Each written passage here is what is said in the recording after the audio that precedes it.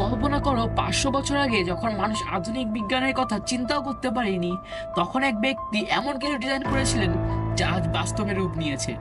তিনি কি সত্যি ভবিষ্যৎ দেখতে পেরেছিলেন, নাকি একজন অতি মানবীয় প্রতিভাবান বিজ্ঞানী ছিলেন? আজকের ভিডিওতে আমরা সেই রহস্যেরই খোঁজ করব। চলো ভিডিওটা শুরু করা যাক।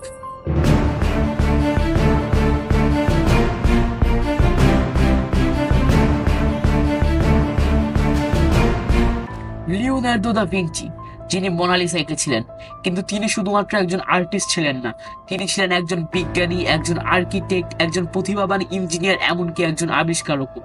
তার ডিজাইন করা উড়ন্ত যন্ত্র আজকের বিমানের প্রতিচ্ছবি। তার আবিষ্কার করা আর্মেড ভেহিকেলের ধারণা থেকে আজকে তৈরি হয়েছে যুদ্ধ ট্যাঙ্ক। তিনি এমনকি মানবদেহের গোপন রহস্য উন্মোচন করেছিলেন, যা আধুনিক মেডিকেল সায়েন্সের জন্য খুবই গুরুত্বপূর্ণ। বর্তমান দুনিয়াতে আমরা যে এরোপ্লেন দেখি, সেটাও দা ভিঞ্চির কল্পনা এবং ডিজাইন থেকে তৈরি। আমরা হয়তো জানি রাইট ব্রাদার্স ও ভিক্টর টাটিনের মতো বিজ্ঞানীরা এরোপ্লেন তৈরি করেছিলেন, কিন্তু লিওনার্দো দা ভিঞ্চি তাদেরও বাপ। তিনি তাদের জন্মের 250 বছর আগে অরিনথপ্টারের ডিজাইন তৈরি করে গিয়েছেন। দা ভিঞ্চির এই অরিনথপ্টারটি দেখতে পুরো পাখির মতো ছিল, যার দুপাশে দুটো ডানা, পেছনের লেজ এবং মাঝখানে মানুষ বসার জন্য জায়গা ছিল। ভিডিও শুরুতেই বলেছি দা ভিঞ্চি কি 500 বছর আগেই ভবিষ্যৎ দেখে নিয়েছিলেন, যার পক্ষে কথা বলে দা ভিঞ্চির পার্সোনাল ডায়েরি বা জার্নাল। দা ভিঞ্চির বেসিক কিছু আবিষ্কারের মধ্যে রয়েছে অয়েল পেন্ট আবিষ্কার করা। দা ভিঞ্চির সময় মানুষেরা ছবি আঁকতেন বিভিন্ন ধরনের প্রাকৃতিক কালার দিয়ে, যার উপাদান হিসেবে ব্যবহৃত হতো গাছের পাতা, ডিমের কুসুম আর অনেক কিছু। আর এই সময় যখন কেউ অয়েল পেন্টিং বলে কিছু একটা আবিষ্কার করে ফেলে, তা মাত্র 19 বছর বয়সে, মানুষ সেটা দেখে অবাক হবেই। শুধু এই অয়েল কালার আবিষ্কার করে থেমে যাননি তিনি।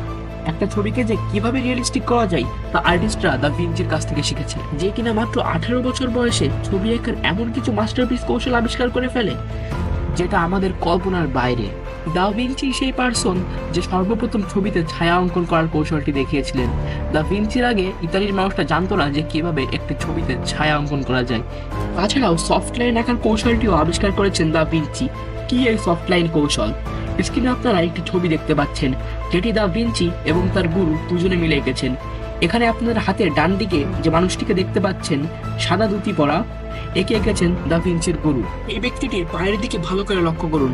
পাটি দেখে মনে হচ্ছে এটি খুব শক্তভাবে রয়েছে এবং মানুষটি কমফোর্টেবল না। অপরদিকে যে ব্যক্তিটি লাল ধুতি পরে রয়েছে, তার পায়ের দিকে খেয়াল করুন, এটি এঁকেছেন দা ভিঞ্চি। অ্যান্ড এই ব্যক্তিটির পায়ের দিকে খেয়াল করলে দেখা যাচ্ছে এটি অনেক সফট ভাবে বা হালকাভাবে আঁকা হয়েছে, যা দেখতে অনেক কমফোর্টেবল লাগছে।